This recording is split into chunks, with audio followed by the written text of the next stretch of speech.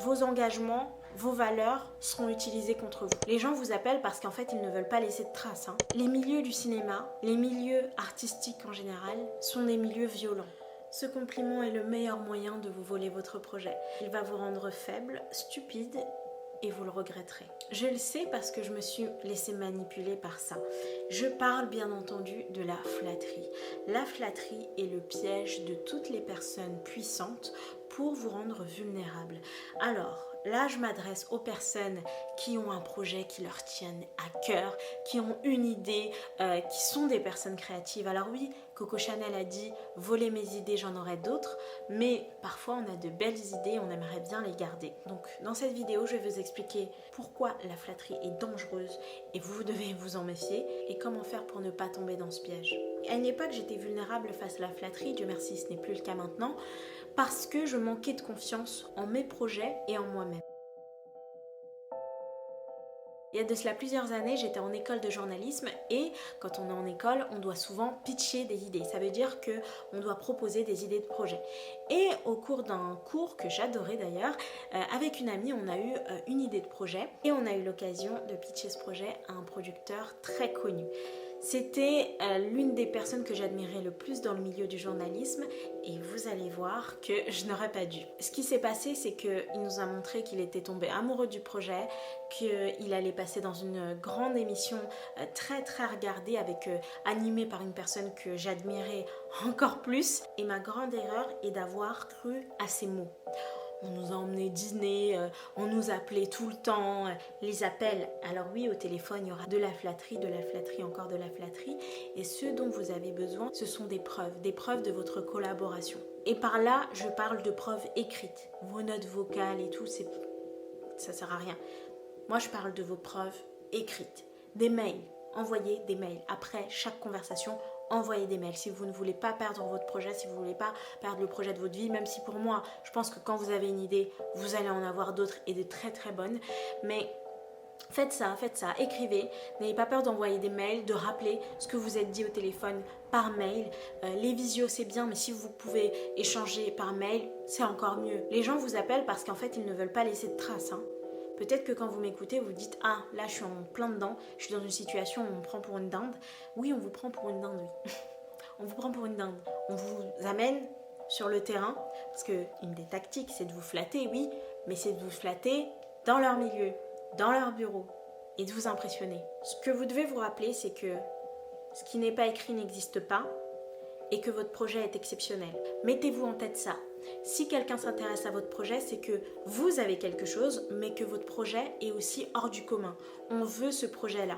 On veut travailler avec vous. Ça a de la valeur. On vous ne fait pas une faveur. C'est pas un cadeau qu'on vous fait. C'est un échange de bons procédés. Et vous devez avoir quelque chose en échange. Et pour s'assurer que ça arrive, il faut que ce soit écrit. Donc retenez bien, quand ce n'est pas écrit, on est en train de se moquer de vous. Vos engagements, vos valeurs seront utilisées contre vous. Quand vous arrivez avec un podcast, je parle de podcast parce que moi je suis podcasteuse, mais vous arrivez avec un projet engagé, c'est du pain béni pour les autres.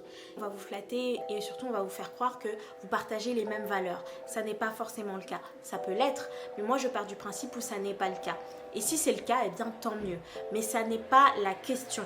La question principale est: quelle information je dois avoir avant de dire oui et quelle information je dois transmettre pour communiquer l'intérêt de mon projet sans me le faire voler. Par là, je veux dire que vous devez mettre une limite dans ce que vous partagez. Faites attention, les vols de projet, les vols d'entreprise aussi, ça existe. Ça m'est arrivé. Quand je vous parle du fameux producteur que j'admirais, c'était un documentaire et le documentaire est passé à la télé. Non, je ne l'ai pas regardé. Je suis dans le générique parce que je me suis un peu bagarrée pour être dans le générique. Mais c'est pas moi qui l'ai fait, le documentaire à la fin. Donc, c'est dommage, mais des documentaires, de toute façon, j'en ai fait juste après. Ça passera, il y aura d'autres idées, mais j'ai pas envie que ça vous arrive. Donc, la flatterie, on oublie. Pour éviter de tomber dans le piège de la flatterie, je vous conseille fortement de revoir votre projet. Et quand je parle de revoir votre projet, c'est de trouver la carte maîtresse.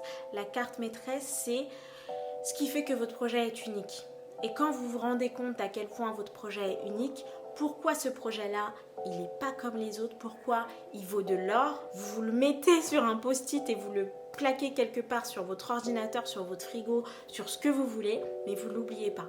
Quand vous connaissez votre carte maîtresse, vous arrivez avec une confiance plus visible. Et la flatterie, et pour ce qui est de la flatterie, soyez-y insensible. Insensible. Quand on vous flatte, répondez par une question. Parce que la flatterie, c'est de la fumée. Et quand il y a de la fumée, ça veut dire qu'on veut vous cacher quelque chose. Et c'est pas injuste, c'est normal. En fait, quand on est dans des milieux artistiques, c'est normal. C'est normal. C'est le jeu. Récemment, chez les Storytelleuses, qui est mon école de podcast, il y a une personne qui a dit quelque chose qui m'a profondément marquée. Elle est dans le cinéma. Et moi, je suis dans le milieu sonore. Et elle aimerait créer des œuvres sonores. Il y avait une personne qui était fatiguée de ces milieux artistiques et d'à quel point c'était parfois compliqué de se faire une place. Et elle lui a répondu, les milieux du cinéma, les milieux artistiques en général, sont des milieux violents. Pour quelqu'un de passionné, c'est très dur à entendre parce qu'on nous vend le côté vivre de sa passion, raconter des histoires hors du commun. C'est comme si c'était pas un vrai travail. Alors que c'en est un. C'en est un, et la flatterie, c'est l'exploitation de votre passion. En tout cas, dans ce contexte-là, c'est l'exploitation de votre passion. Donc, répondre favorablement à la flatterie, sourire à la flatterie. Vous pouvez sourire, bien sûr, moi aussi je suis très souriante. Mais accepter la flatterie comme monnaie d'échange, c'est participer à votre exploitation. Parce que c'est ce qui va arriver. Quand vous signez n'importe quoi ou que vous signez rien, il y aura de l'exploitation. Soit on exploitera votre travail, soit on vous exploitera vous. Heureusement, il y a des lois qui protègent les auteurs. Moi, je vous invite à lire ce qui se fait sur le site de la SCAM. Mais la flatterie, quand on use de la flatterie avec vous, souvent c'est que la personne en face pense que vous êtes le maillon faible en tout cas le bas de la chaîne alimentaire. Je sais pas si vous me comprenez, mais moi j'arrive à voir. J'espère que vous comprenez ce que je dis. J'espère que ces conseils vous ont été utiles. Je vous ai préparé un guide du podcast parce que je sais que les personnes créatives ont souvent l'envie de lancer un podcast. Peut-être que vous en avez déjà un. Le guide gratuit que je vous ai écrit va vous aider à créer un projet, mais aussi à l'améliorer si vous avez déjà un podcast. C'est gratuit, le lien est dans la description. Et n'oubliez jamais, raconter l'histoire, c'est détenir le pouvoir.